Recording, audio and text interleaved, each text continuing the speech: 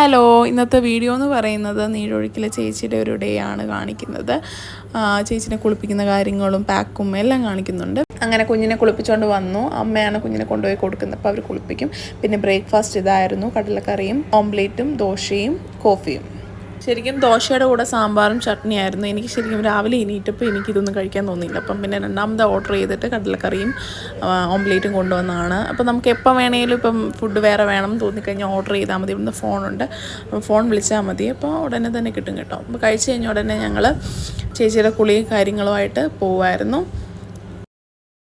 ആ കുളിപ്പിക്കുന്ന ആ സ്ഥലത്തോട്ട് പോകുമ്പോൾ തന്നെ ഭയങ്കര ആംബിയൻസ് ആണ് കേട്ടോ. നല്ലൊരു ഫ്രീ മൈൻഡ് ആവും നമുക്ക് അവിടെ ചെല്ലുമ്പം. ഇവിടാണ് കുളിപ്പിക്കുന്നത്. കുഞ്ഞിനെ ഈ ഒരു ബെഡിലായിരുന്നു, പക്ഷെ മേളിൽ മാറ്റ് പോലത്തെ സംഭവം ഇട്ടിട്ടില്ലായിരുന്നു. ഈ എണ്ണയാണ് യൂസ് ചെയ്യുന്നത്, നീലഭൃംഗാദി. ഇത് തേച്ചിട്ട് 5 മിനിറ്റോളം നന്നായിട്ട് മസാജ് ചെയ്യുന്നുണ്ട് കേട്ടോ. ഈ എണ്ണ ഞാൻ നേരത്തെ യൂസ് ചെയ്തിട്ടുണ്ട്, കോട്ടയ്ക്കൽ ആയുർവേദശാലയുടെ യൂസ് ചെയ്തിട്ടുണ്ട്. അത് എനിക്ക് ഭയങ്കര ബെനിഫിറ്റ് ഉണ്ട ഒരു എണ്ണയായിരുന്നു ഇത്. അപ്പോൾ ഇത് ഇവരുടെ എണ്ണയാണ്, ഇവർ തന്നെ ഉണ്ടാക്കിയെടുക്കുന്ന എണ്ണയാണ് കേട്ടോ. ഇത് ഭയങ്കര ഹെൽപ്ഫുള്ളാണ്, നന്നായിട്ട് മുടി വളരും എന്ന് പറയുന്നുണ്ട്. ഈ നെറ്റിലും ഫേസിലും അവർ ചെയ്യുന്നതെന്ന് ഞാൻ ചോദിച്ചപ്പോൾ അവർ പറയുന്നത് നല്ല ഉറക്കം കിട്ടാനും ഭയങ്കര പീസ്ഫുള്ളായിട്ട് ഇരിക്കാനും ഒക്കെ വേണ്ടിയിട്ടാണ് ചെയ്യുന്നതെന്നാണ് പറഞ്ഞത്. എന്തായാലും ബെപ്പിക്ക് ഭയങ്കര ഹാപ്പി ആയിരുന്നു. ഇതൊക്കെ ചെയ്യുമ്പോൾ അവൾ ഭയങ്കരമായിട്ട് റിലാക്സ് ആവുന്നുണ്ടായിരുന്നു.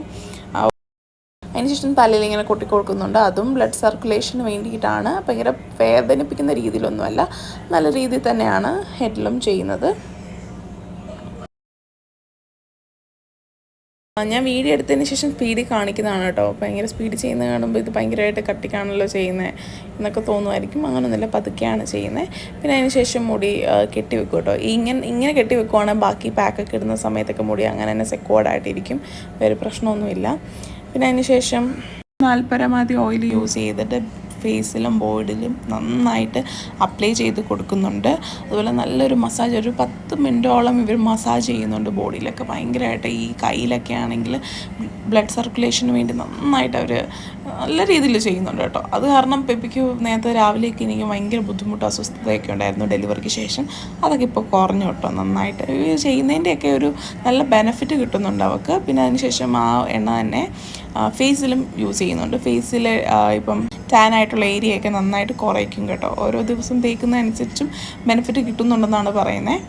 പിന്നെ അതിനുശേഷം രക്തചന്ദനത്തിൻ്റെ പാക്ക് യൂസ് ചെയ്ത് ഫേസിൽ മൊത്തം.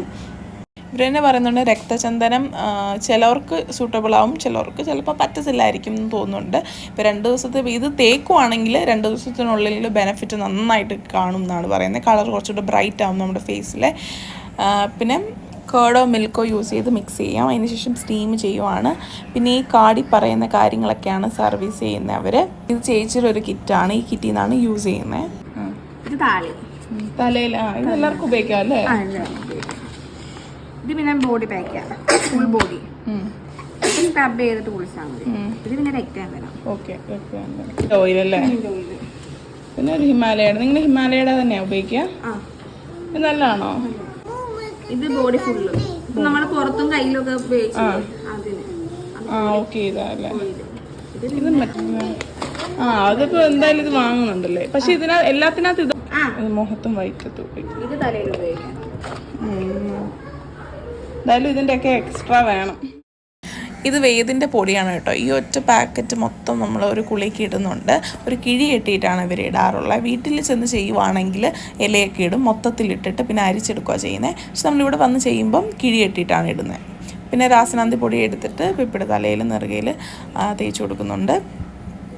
പിന്നെ അതിന് ശേഷം ഇതിൻ്റെ പേര് എനിക്കറിയത്തില്ല, പക്ഷേ ഇത് നല്ലതാണ്. നമ്മുടെ നോസിലുള്ള നമുക്ക് കഫക്കെട്ടോ കാര്യങ്ങളൊക്കെ ഉണ്ടെങ്കിൽ അതൊക്കെ മാറാനും ഒക്കെയാണ്.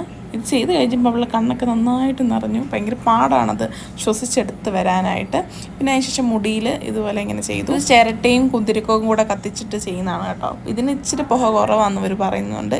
എന്തോ ഇന്നലെയൊക്കെ നല്ല പുകയുണ്ടായിരുന്നു എന്ന് പറഞ്ഞ് കുറച്ചുകൂടെ മുടിക്ക് സ്ട്രെങ്തനൊക്കെ കിട്ടാൻ വേണ്ടിയിട്ടാണ്. അങ്ങനെ ഞങ്ങൾ തിരിച്ചു. ഇതാണ് കുളിച്ച സ്ഥലത്തുനിന്ന് നമ്മളെ ഇവിടെ കൊണ്ടുവന്ന് വിടും കേട്ടോ.